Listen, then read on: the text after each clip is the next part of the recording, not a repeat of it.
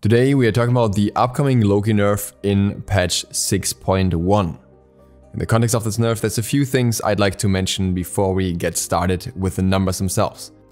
Shortly before I actually got around to making this video, which was on my list, AlphaJackal already made a video on this, and I will link that at the end. I think it's very interesting and you can check it out for yourself. He goes more in depth about some things regarding targets with higher protection, so I figured I would not go into that part, and instead I will go more in depth on the part where you have another item slot now that you could potentially use for other damaging items if you sell boots. Additionally, I'd briefly like to mention that I won't be using Lowkey footage in most of the video because I really don't enjoy playing Lowkey in his current state, but the video itself will be exclusively about Lowkey and all the information here will be relevant for only Lowkey. And now let's get started. Why was Lowkey changed in the first place?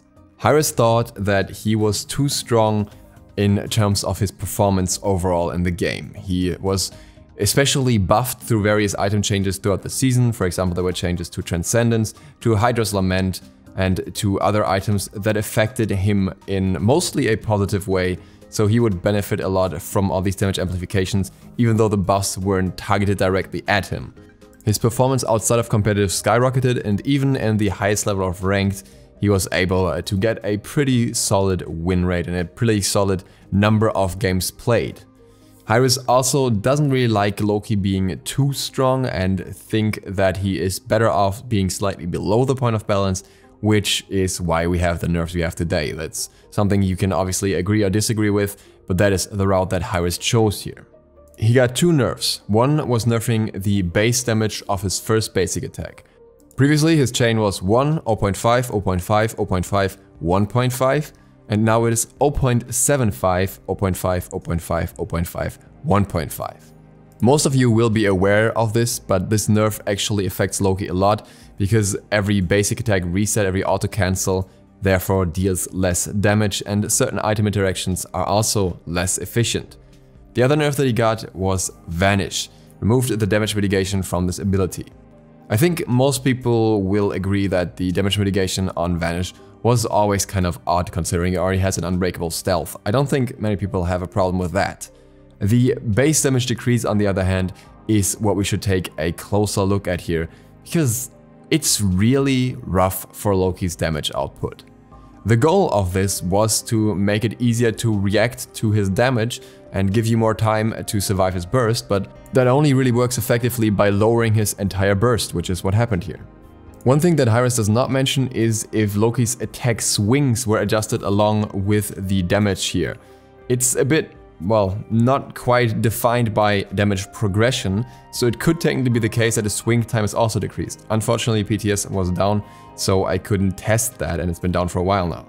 If Lowkey's swing time was really decreased, then he could completely be overhauled in his identity now and be changed into more of a tank melter with kin size as the focus of his build.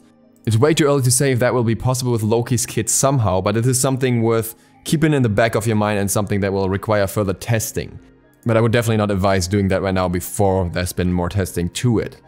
What we look at today is what happens if you use the Lowkey builds that we had before, a burst focus build, and then try to do the same amount of damage somehow, maybe with a 6th item slot that you can get, and we'll see how far we can get in that regard. And with that, let us go into a lot of numbers. First, a quick look at the builds that we used here. The first build is a level 5 build, because I wanted to see how the damage difference is early game as well, not just in late game. For the level 5 build, we only had Warrior Tab as an item, assuming you would play him in jungle and get Assassin's Blessing. You could maybe get an Assassin's Blessing or something, but just to see what the low level damage is. And then on the other hand, we obviously have a late game build, a full build, to see what we can reach with that. In this full build, we have Warrior Tabai as the base damaging item, Transcendence, Jotun's Wrath, Hydra's Lament, Brawler's Beatstick simply because it's a bit easier to calculate than Crusher, and Titan's Bane. With a lot of squishies building a little bit of physical defense these days, and especially next season being more able to build physical defense, it should be a good idea to have Titan's Bane in the build somewhere. So that is your standard Lowkey build. We're gonna throw a few more builds into the mix that kind of make it a little bit more interesting in the regards to the changed effect of the one in the context of Hydra's Lament. So we're going to use a third build as well for the new version that uses Bloodforge instead of Hydra's Lament to see if we can get more damage out of the raw power from that than we can get out of the Hydra's Lament bonus damage that is now lowered.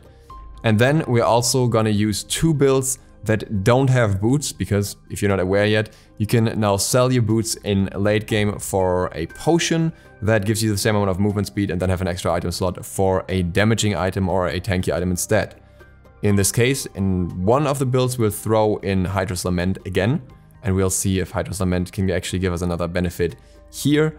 And the other item that would stay in the build is Bloodforge. So the full build is Hydra's Lament, Transcendence, Jones Wrath, Bloodforge, Brawler's Beatstick, and Titan's Bane. And then we're going to do the same thing, but instead of putting in Hydra's Lament, we're also going to put in the Crusher, again to see if we can get more damage out of not building Hydra's Lament. Here you have a quick overview of all these stats of these different builds.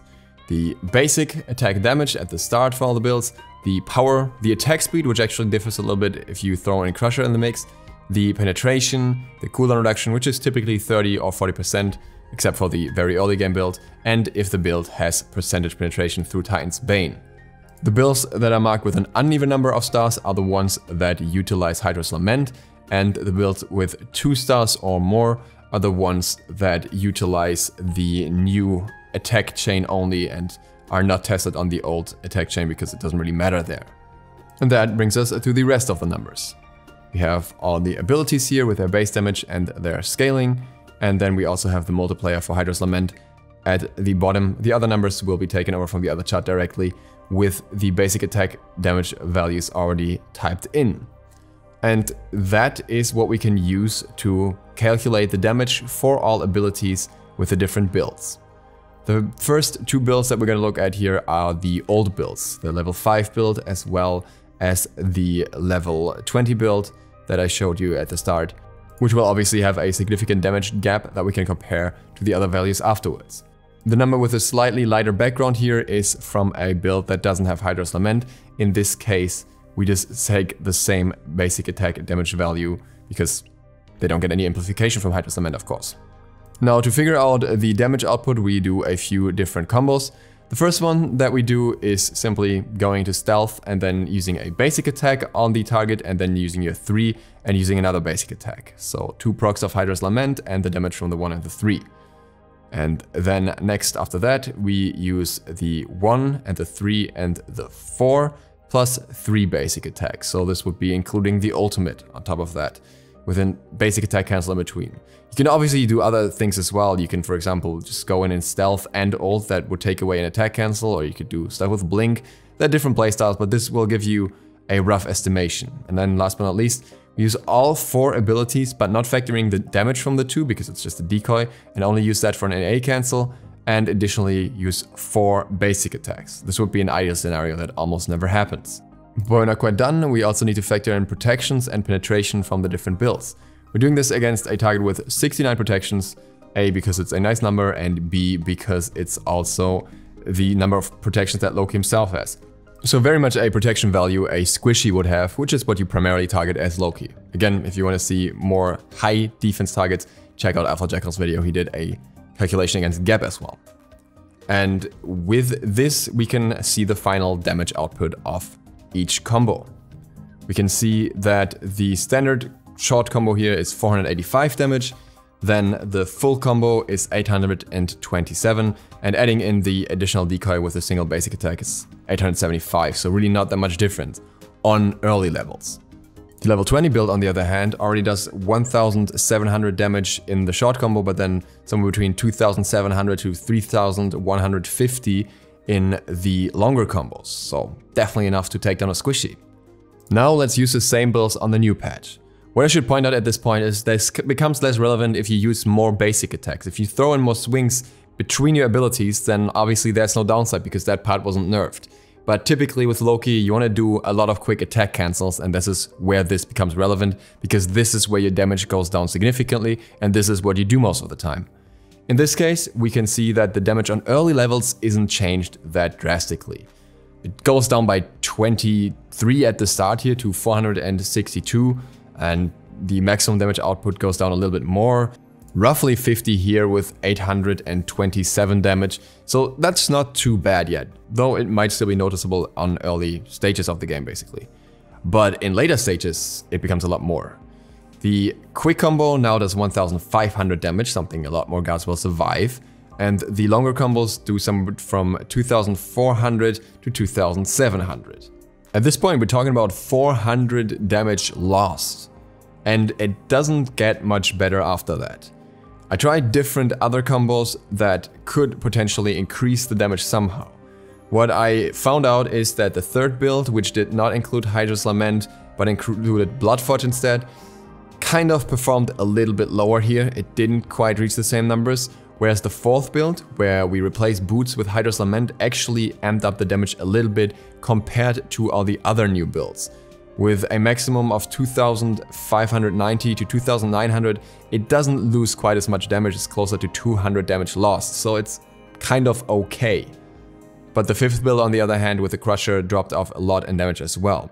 So really the only time where you can get close to the old damage is if you have a 6th item slot with Hydra's Lament in this particular item slot. And you will still have to spend a lot of extra gold to get there because you have to pay both for the Elixir as well as for Hydra's Lament, and you only get to sell your boots not for the full price. So even if you invest all this, you still don't get more damage before, but most likely less, while the enemy will also have a 6th slot where they can put in another defense item to counter you specifically. As such, at the end of the day, it's a loss-loss situation for Lowkey. Again, maybe other builds are what will be working. I didn't factor in the Crusher ticks here and the extra attack speed, and maybe that's the direction he'll be going in now. Maybe somehow Lowkey can be worth it in a style that no one is anticipating right now, but I think Lowkey in his old form and how he was played before is going to be significantly weaker on higher levels of play. On lower levels of play where the attack cancel isn't used, people won't notice much of a difference, but that's okay. I think Hi-Rez wants to keep Lowkey kind of the same for beginners, but wants to target the higher level players here, but those are going to be hit hard, and especially for his competitive viability, that probably means that he's kind of even more dead than before. Well, either way, you know how you can kind of maximize your damage now if you want to with the tools that we have at this point. I hope this was interesting and insightful and help you a little bit with your perspective on Lowkey. Thank you guys very much for watching. If you're new to the channel, feel free to smash the subscribe button. And again, check out Alpha Jackal's video on this topic as well. It's really good. See you for the next one tomorrow. DukeSloth, out.